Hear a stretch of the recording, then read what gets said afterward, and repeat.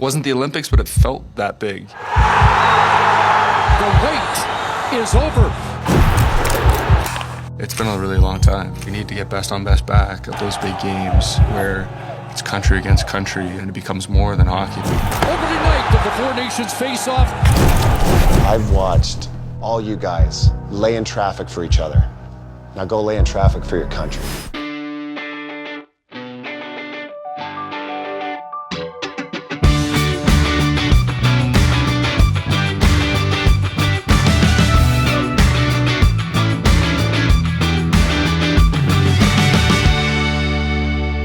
Tuesday, the 17th day of February. Welcome back to A Closer Look with Michael Friscolanti, our editor-in-chief.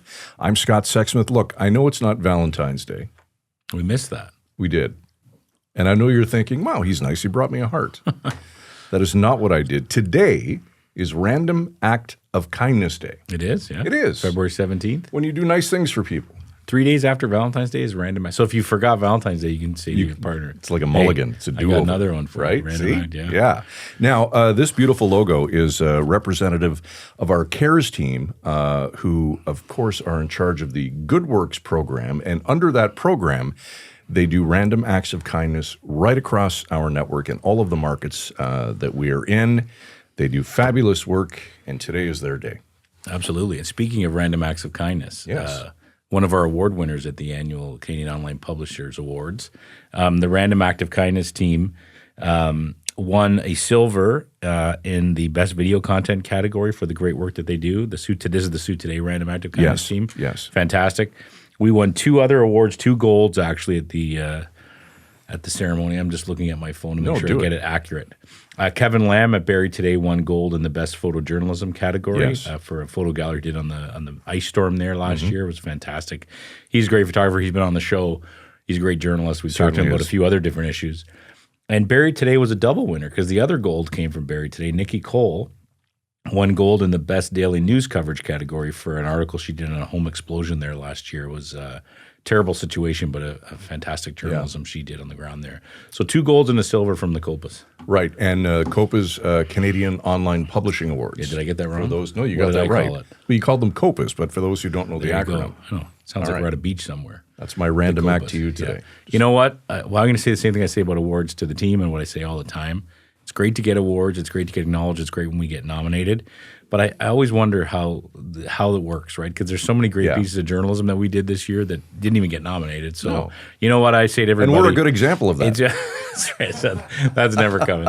Yeah, we tried to put it in for best video. Well, we tried to put it in for best video content, didn't we? Well, it was only an interview with the Prime Minister, but whatever. You know. He does those all the time. Yeah. He does all the time.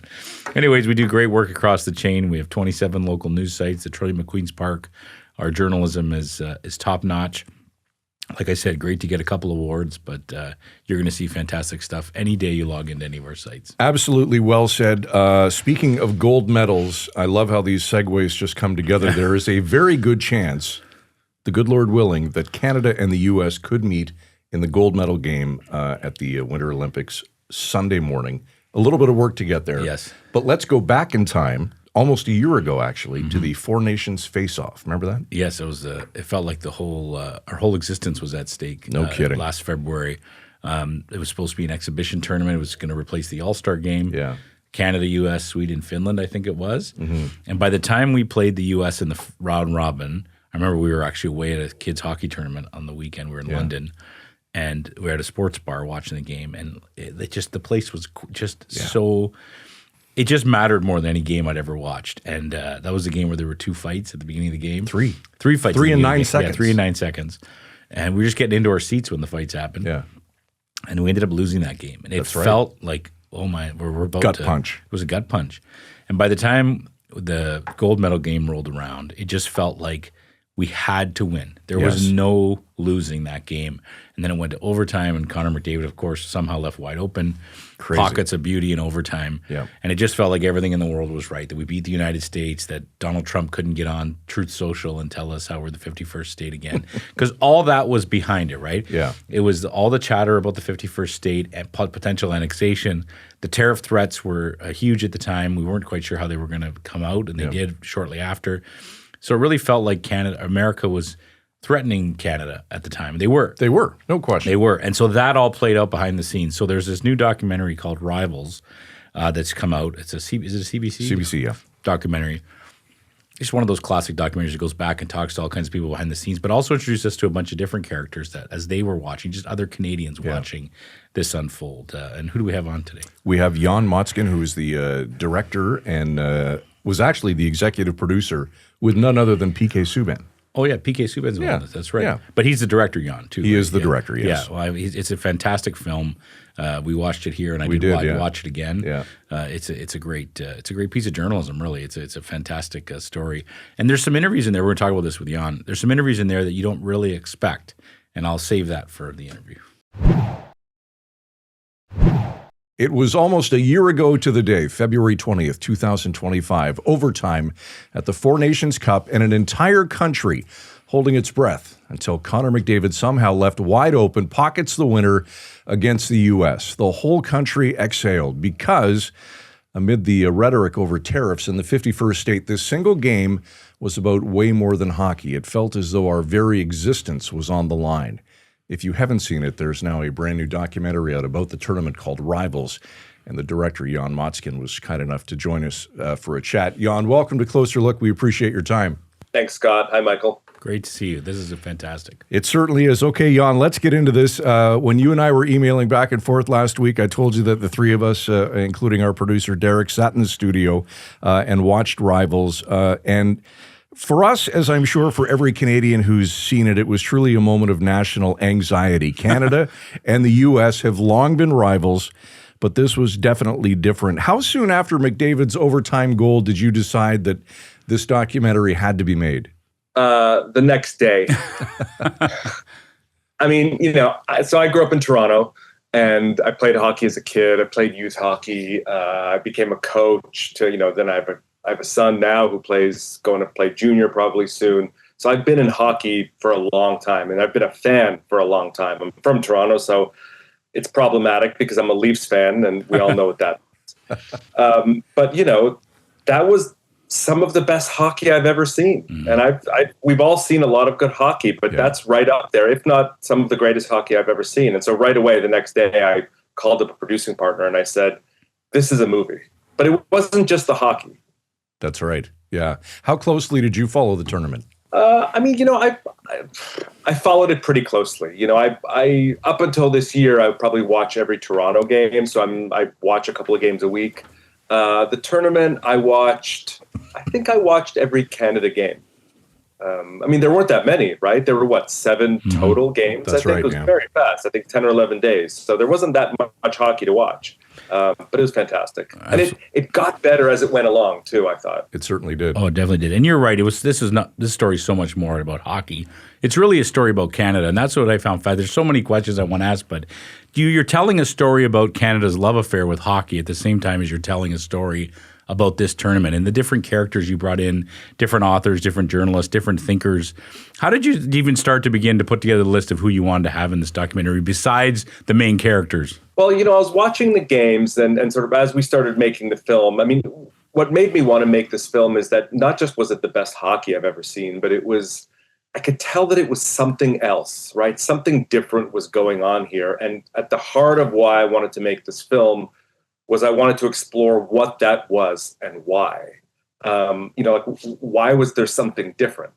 And, if we all think back to February 2025, you have Donald Trump, who's calling Canada the 51st state. He's calling the then Prime Minister Trudeau, Governor Trudeau. He's calling it the great state of Canada. And so we had this incredible and rare, if not unprecedented national moment where what was going on off the ice, which is like friends turned rivals, is now spilling out onto the ice. Or was it vice versa? And so I thought that was really interesting to explore, right? How did the two affect one another? And then how did that affect the national mood in the country? And for the first time, as a Canadian living in the U.S., I thought to myself, why am I thinking about my Canadianness now? Mm-hmm. And more importantly, what is it that I'm thinking about? What do I stand for? And are others feeling the same way? And so to answer your question, Michael, I started asking around, and it turns out that a lot of people were thinking the same things. They're like, what is going on? Why? And why do I suddenly feel more proud to be a Canadian now than maybe ever in my lifetime? That's right. I think to me it was also how it united the country, and it reminded us that it united Canadians of all types, right? Like I remember, old Italian relatives of mine who came here and they just fell in love with the game of hockey, and that resonated with the stories you told about some of the other people who tell the story about immigrating to Halifax or to Alberta and falling in love with the game. Even interviewing Kyle Edwards about the Indigenous perspective of this game, it weaved so beautifully. How much of a challenge was that to weave that in with also the story of the tournament? It was tough, but it's sort of what I'm most interested in. I love, it's a sports film first and foremost, but I'm more interested in culture and politics and humanity. And so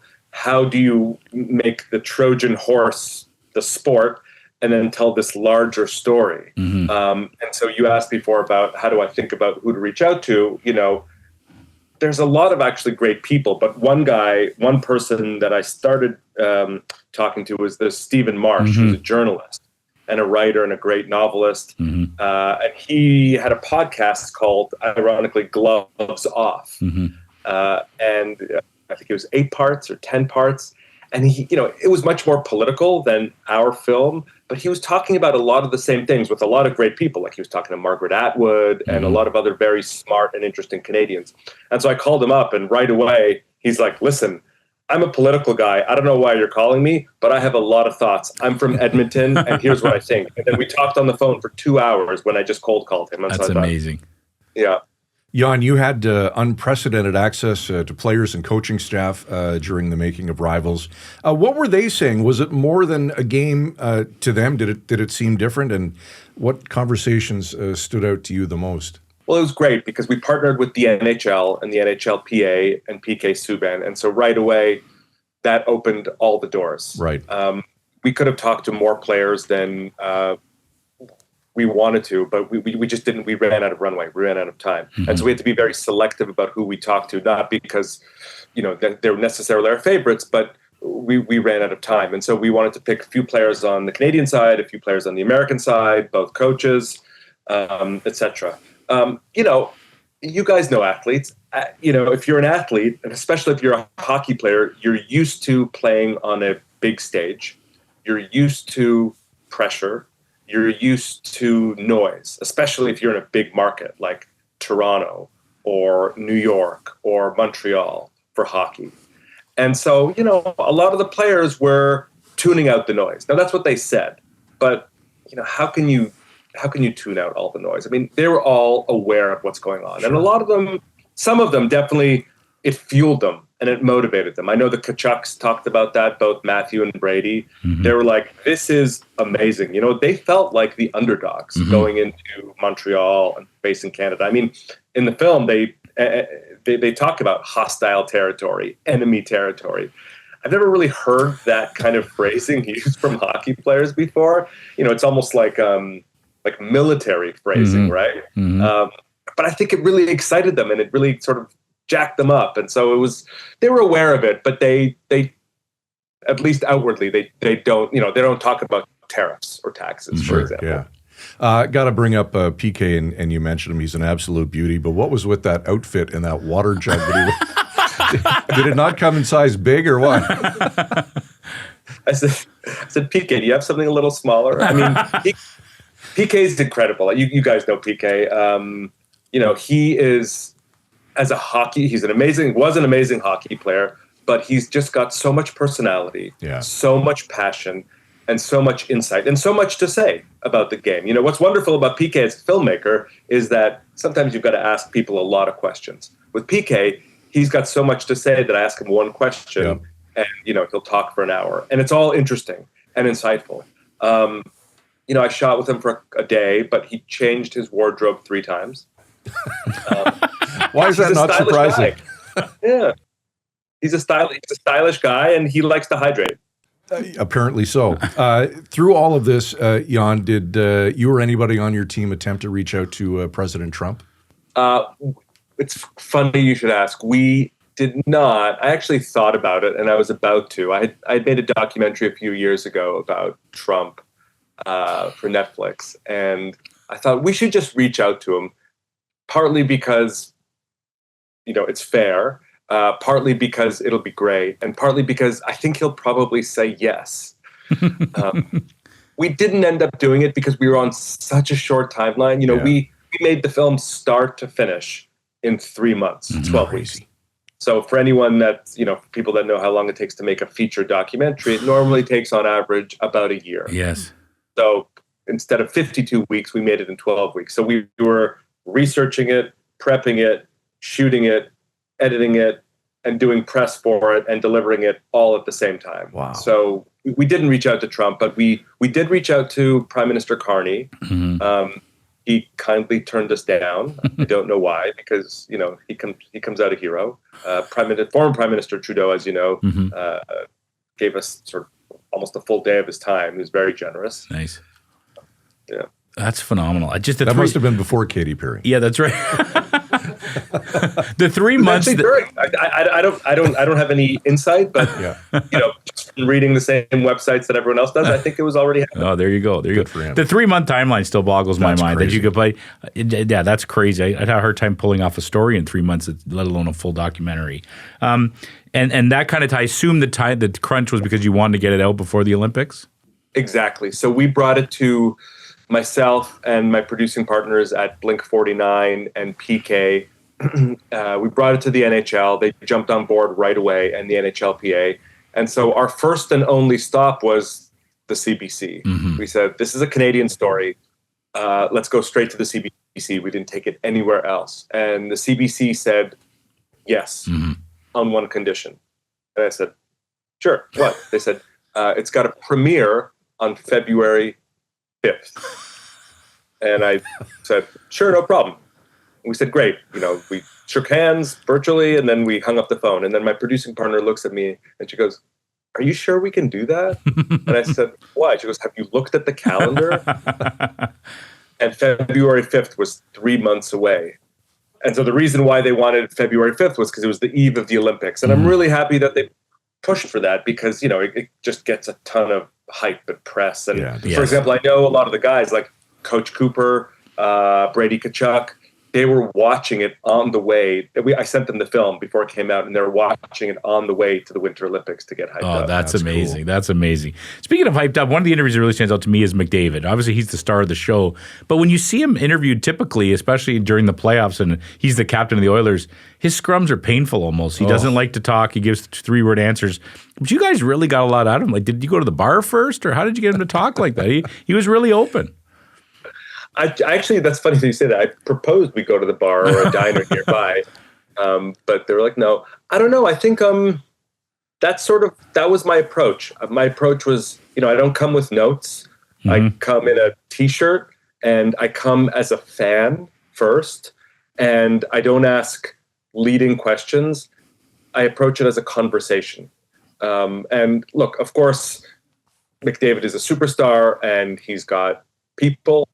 And Trudeau is the former prime minister, and he's got people. But I think we have a very, very small crew. It's just me and 2 other people. And it's very casual, very conversational. We don't show up with gear. We just kind of show up and start shooting. And I think they all sort of respond to that. And, I'm not looking for any gotchas or any secrets. We just sort of want to talk hockey and talk personal stuff. And I don't know, they all kind of, they're into it. Worked because it was fascinating. So there's a great scene in the documentary where basically everybody says, so we're going to talk about Gretzky. Do we have to talk about Gretzky? Let's do the same thing here. Let's talk about Gretzky, because that was really, and I think you did a great job tackling it. It's the most heartbreaking part of the story is even that old footage you showed really got our blood going about Gretzky at the old Olympics saying, everyone wants us to lose. He's putting Canada on his back, and now he's totally the opposite. There is when I watch it, there's people did defend him. PK defended him. The great broadcaster from Edmonton defended him basically. And some people didn't. Obviously, Stephen Marsh did not. How hard was it to navigate how you were going to do that part of the doc? That was the hardest. Because for a number of reasons. One, I'm a hockey fan. And I love Wayne Gretzky. I grew up in the 80s when he, just like Stephen Marsh says, I grew up in Toronto, but he was bringing cups back. I mean, you look at the box scores, and every night, 3 points, 4 points, 5 points. So I'm a huge fan. I'm a hockey fan in general. I'm a hockey dad, and so my son is a teenager, and like, you know, he wants to have a future in the game. I have no interest in taking somebody down for the sake of it. You know, that said, I also want to be honest about what's happening. And we're also working with the NHL. And so it's very important for us to portray things honestly. And the first step of that, to me, is going directly to Wayne. And so we reached out to him a number of times. I said, listen, this is part of the story. We can't avoid it. Everyone's going to want to know, would you be open to sitting down and telling your version of it? And no leading questions. We're going to talk about the history of hockey. We're going to talk about Team Canada over the years. But we're also going to talk about, you know, the response to the Four Nations. And for a while, he was going to do it. And then at the end of the day, he decided, for whatever reason, not to do it. So that would have been better if he participated. But, you know, that was the hardest part of the film, which is balancing that, you know, showing both sides of it. Do you get a sense of why he's so hesitant to talk about it? I can't pretend to know what Wayne Gretzky thinks. I can only imagine that as a public figure, one sort of hopes that their actions speak for themselves.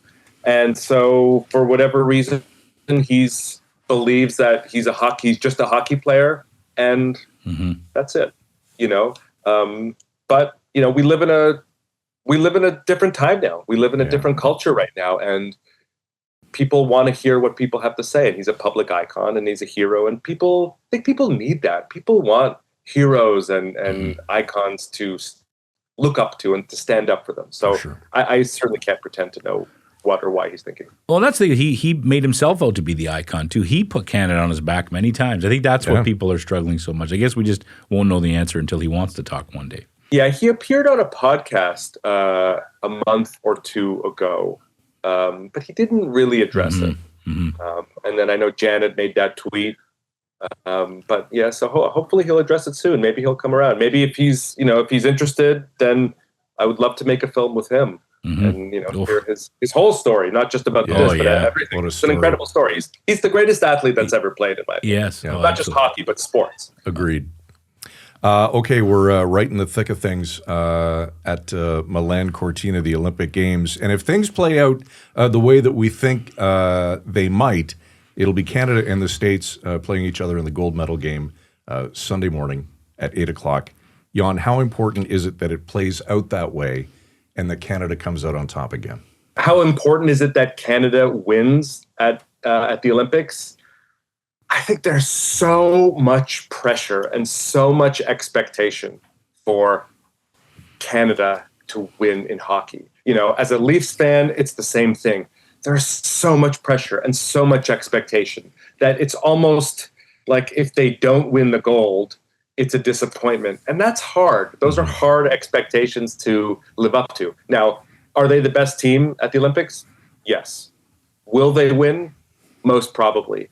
But, you know, I kind of wish it was a little bit more pure where it's nice. And part of the film that I made is about this idea of like underdogs and favorites and bullies. And it's nice to be an underdog sometimes or not to be such a heavy favorite. So I think Canada's going to win.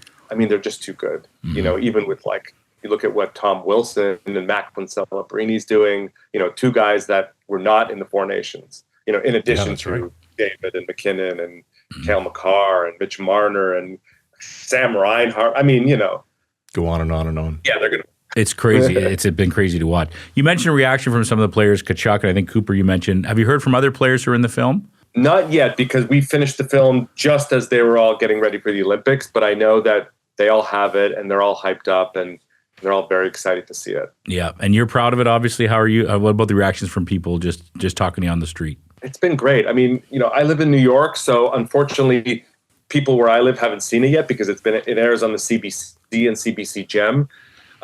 So people on the street haven't seen it yet. But, you know, online, all my friends back home are all calling me and texting me and saying I love it, and they're seeing ads for it, like in British Columbia and in Toronto and in Quebec, and it's just so great. And it's been really, really, really great feedback. Just a couple more questions for you, Jan. Give us the best behind-the-scenes story from the making of this film, whether it was one of the interviews you went to, something that happened on the way. Give us the best thing that didn't make the film that happened as you were making the film. Oh, that didn't make the film? Yes. What's on the cutting room floor? Yeah. That's a good question. Oh, well, that's a tough one because there's a few. I mean, PK has some. I mean, I could probably make a movie, another whole movie with all the stuff, the great stuff that PK did. I mean, PK is quite. I hope he doesn't mind me saying this. Actually, he won't mind me saying this. He's quite an air guitarist. Oh. And we spent the day in his apartment, and he rocks out to, like, you know, he talks about Bruce Springsteen, but he rocks out to like Pearl Jam, and he spent like a good amount of time just rocking out to Pearl Jam in his bathrobe, and we filmed the whole thing. I mean, that could be a film on its own. Yeah, I wish that's a movie on its own, but somehow it's not thematically appropriate to the Four Nations. Well, that takes a lot of effort. Good thing you stayed hydrated. That's right. Jan, your resume speaks for itself. You're one of the best. What's next for you? What are you working on? I have a scripted film that I'm probably going to go into production on in the fall, and then I have 2 or 3 docs that are in the works that I might start on one in a couple of weeks. All right, good stuff. Anything that we didn't talk about or cover tonight that we should have? No, I think that's great. That's great. Thank you guys for being such fans in this conversation. It's been really great. It's a great film, and I'm happy that people are responding to it in a fun way. Yeah, well, we're excited about the game. Tomorrow at 10:40, I think, is a prelude to that. We're going to sit in the studio and watch Rivals again just before puck drop. Where can everyone else watch it if they want to check it out? CBC, CBC Gem, and the CBC Docs channel on YouTube, I think, correct? That's right. All right, good stuff. Jan Mattsson, director of Rivals. Great stuff. Appreciate your time tonight, Jan. Thank you, Scott. Thanks, Michael. I'll tell you, I'm getting goosebumps already, and the game isn't until tomorrow morning. You know, one thing that I wish I had asked Jan, because we all talked about it when we watched it, was how emotional Chris Cuthbert, who calls the games for CBC and Sportsnet, how emotional he got because he didn't feel that he got the golden goal call correct. Yeah, Crosby's goal in the 2010 Olympics. Right. Yeah, he kind of thought he botched it almost. Yeah. And I was like, that's crazy. It's a great call. It's iconic. The golden goal. Crosby scored the golden goal. Yeah. And he felt like he alluded to the fact that the classic kind of Foster Hewitt call was like Henderson scores for Canada. Yeah. And he always wanted to get that right. He was in tears talking about that 2010 call. Yeah. And he felt that for him, and this is what also blew me away. Cuthbertson said, describing the McDavid goal, that he goes, unlike the Crosby goal, which happened kind of on a broken play quickly, yes, you saw the McDavid goal developing. So he's up in the booth. Yeah. And the Crosby thing happened so fast. Yeah. And it did happen fast. That goal just came out of nowhere. All of a sudden. But he said with McDavid, you could see everyone clearing out of the zone. McDavid suddenly is wide open. You see the pass come from Marner. So he was ready to call a goal. Yeah. And now I found that a fascinating insight into the way a hockey broadcaster works. Because not like calling baseball. Hockey moves a lot faster than baseball. God, so if you're calling hockey. And then he felt like the way he called McDavid for Canada. Yes. He felt like, and he cried again. He got teary-eyed. I felt like and so that's where a documentary film or a great piece of journalism goes way deeper, right? Because you got to have a guy in that moment alone talking about something. And they let their true feelings out, Dave. Who knew after, what has it been, 16 years since Crosby's goal? Exactly. That Chris Cuthbert thought that was a bad call, which is crazy. Yeah. And it shows you how they wear their passion and their national pride on their sleeves. Absolutely. Even the guy calling the game. Absolutely. Right? Absolutely. It's a great film. It's really well done. Definitely captured the mood of it all and the fact that we needed to win this game. It was so important. It was a late game. My young kids stayed up late to watch the overtime. Yep. It was just so critical. And I honestly, he talked about how we're going to win the Olympics. There's part of me that doesn't feel like the stakes are quite. I feel like, okay, we beat them in the Four Nations Cup. If we don't win the gold medal, it'll stink. Oh. But I don't feel like if we had lost that Four Nations Cup game at that moment in history, I felt like it would have been worse. Yep. So we want to win. If we play the States, when I think we're going to win. But if we don't, I don't think it'd be as heartbreaking as losing that Four Nations game. And I did love, and we didn't get to this, when we did win that night, former Prime Minister Trudeau tweeting out, you can't take our country and you can't take our game. Yeah, that's so right. that was kind of his FU moment. He probably had that all ready to go on the screen, just waiting for someone. Bullet was in the chamber. He was ready to go. Yeah. So I'm going to keep rambling, but you know what else that was clear in that documentary? It's our show, man. How good Mitch Marner is. He played amazing in that tournament, man. He was in on every big goal. I know. It's crazy how good he is. And I still can't believe. Go Leafs, go. Yeah, that's right. If you're a Toronto fan, you're like, where the hell was that for the last 10 years? He was so good, man. How does a guy like Connor McDavid be left alone in the slot in overtime? I know. Has anyone ever asked Austin Matthews that? Like, they must have been the post-game scrum, no? It would have to be because he was Matthews' guy, right? Even Novel, your reporter, have you seen the documentary, Austin? Like, what? Like, it's just crazy wide open. Yeah. Like, I almost feel like Connor would have missed it just because, like, how the heck am I so wide open? It'd be like, give it like an easy layup in basketball. You blow it because you're so open. All right. Anyways, took us 3 months to get through this post-interview discussion. I know. Jan's doing a whole doc, and we're just wrapping up an extra. Okay, big game tomorrow, 10:40. You can catch it on CBC and Rogers Sportsnet. Rivals, seriously, it is a must-watch. CBC Gem, and the CBC Docs YouTube channel. Go Canada, go. Elbows up. So they say. Closer Look at villagemedia.ca is our email address. Closerlookpodcast.ca. Sign up. We'll send you lots of content. You'll love it. Derek Turner, producer of this evening's program. For Michael Friscolanti, I'm Scott Sexsmith. Thanks for joining us. See you tomorrow night at 7 right here on Closer Look. Frisco and Scott's Wardrobe provided in part by Moores, Sault Ste. Marie.